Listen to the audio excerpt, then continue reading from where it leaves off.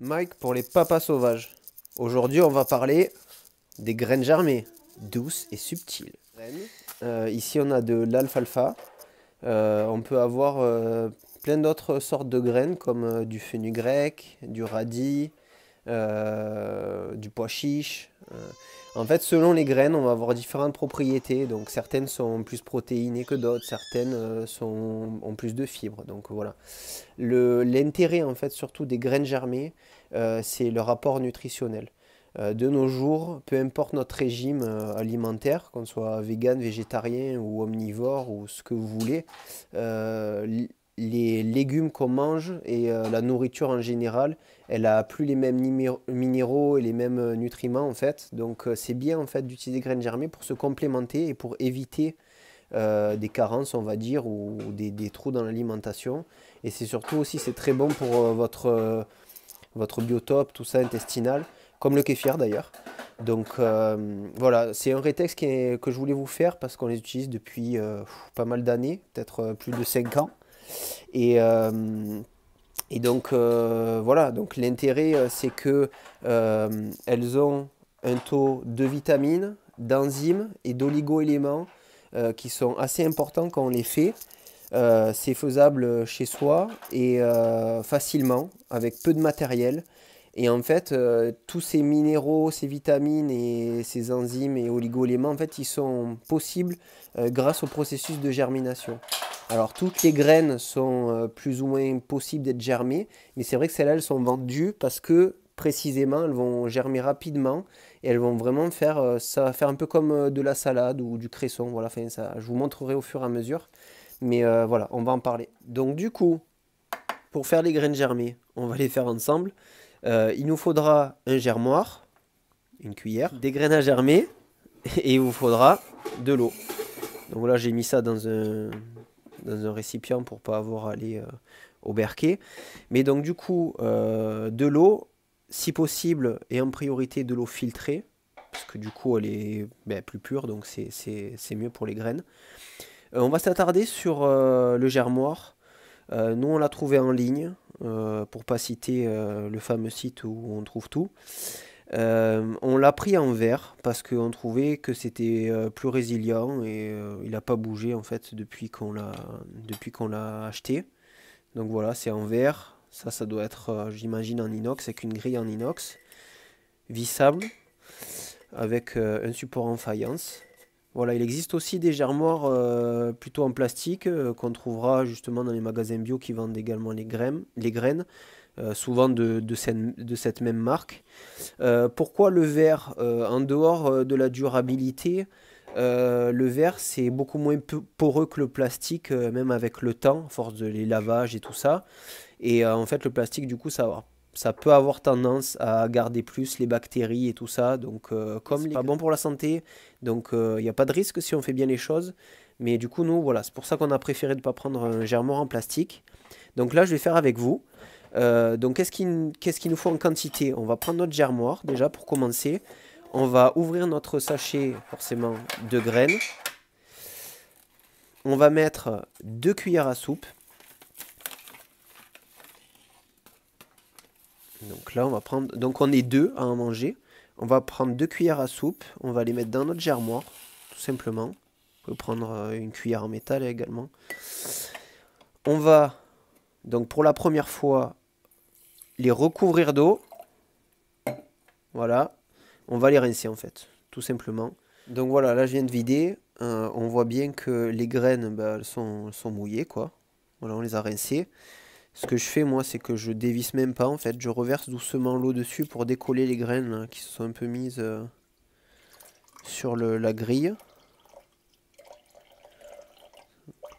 On n'en met même pas à côté. Voilà. On va bien mettre de l'eau. Voilà. Et on va mettre ça, donc comme je vous le dis, à l'abri de la lumière pendant la nuit. Les graines ont passé la nuit dans le germoir du coup rempli d'eau. Là, on va le vider pour évacuer cette eau qui a permis aux graines du coup de se gorger le plus possible d'eau.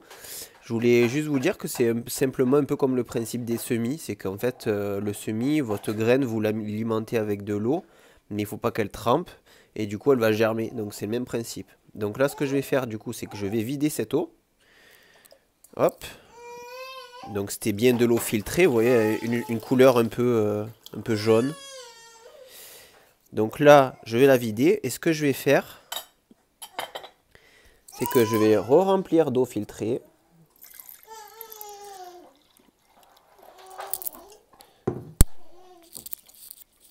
Voilà. Je vais les rincer une deuxième fois. Il vaut mieux rincer plus que pas assez. Nous, on fait comme ça, on n'a jamais eu de soucis. Et là, vous venez vider l'eau. Donc, hop, on vide l'eau. Et là, on vient le reposer sur le germoir. Donc, dans ce sens. Et là, on voit bien que l'eau, le surplus d'eau, du coup, il vient s'écouler dessous. Donc, ça permet qu'elle ne reste pas trempée. Et en fait, voilà, le processus de germination, il va commencer à partir de maintenant. Il faut laisser les graines, du coup, enfin, le germoir avec les graines, pas au soleil directement. Vous pouvez laisser voilà, dans la cuisine, quoi. Pas forcément dans le noir ou à l'ombre, mais pas à la lumière directe. Et voilà, ça va germer et je vous montre la suite un peu plus tard. Donc là, on est à J+2 au niveau des graines germées. Je les ai rincées, comme je vous l'avais dit juste avant. Le matin, moi je fais ça tranquillement. Je les rince, je vide l'eau et je les réégoutte. Donc là, on peut voir qu'elles ont commencé à germer correctement. Elles commencent à prendre un peu du volume dans le germoir.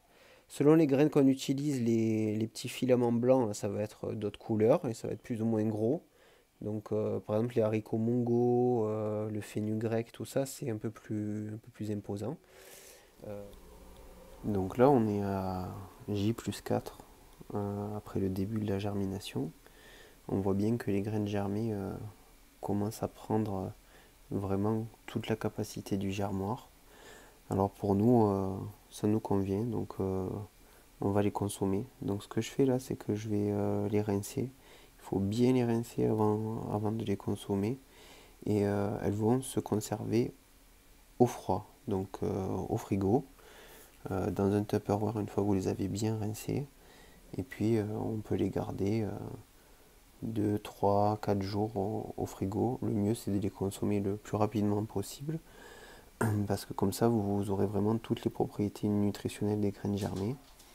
Et donc là je vais les rincer et je vous parle de leur utilisation juste après.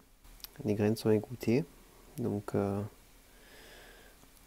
voilà le type de repas dans lesquels vous pouvez les utiliser. Alors ça c'est ce genre de repas qu'on mange le soir. Voilà, madame elle aime bien faire des tartines avec soupe maison et œufs à la coque. Donc voilà, vous mettez vos graines germées sur un potage, sur une salade, dans des salades, sur des sandwichs, sur des tartines, style bruschetta, des omelettes, des blinis, même en apéro. Donc vous voyez, ça se présente vraiment comme des tout petits filaments, on dirait de la salade. C'est assez sympa. Il n'y a pas besoin d'en mettre vraiment énormément parce que c'est très riche. Donc comme je vous l'ai dit, hein. Voilà, on va se régaler. Donc l'avantage c'est vraiment que ça prend peu de place pour faire pousser. Et puis pas besoin de terre ni de terreau. Donc c'est quand même assez sympa. Un peu d'eau filtrée et c'est parti. J'ai plus qu'à vous dire bon appétit. Et puis à plus chez les papas sauvages.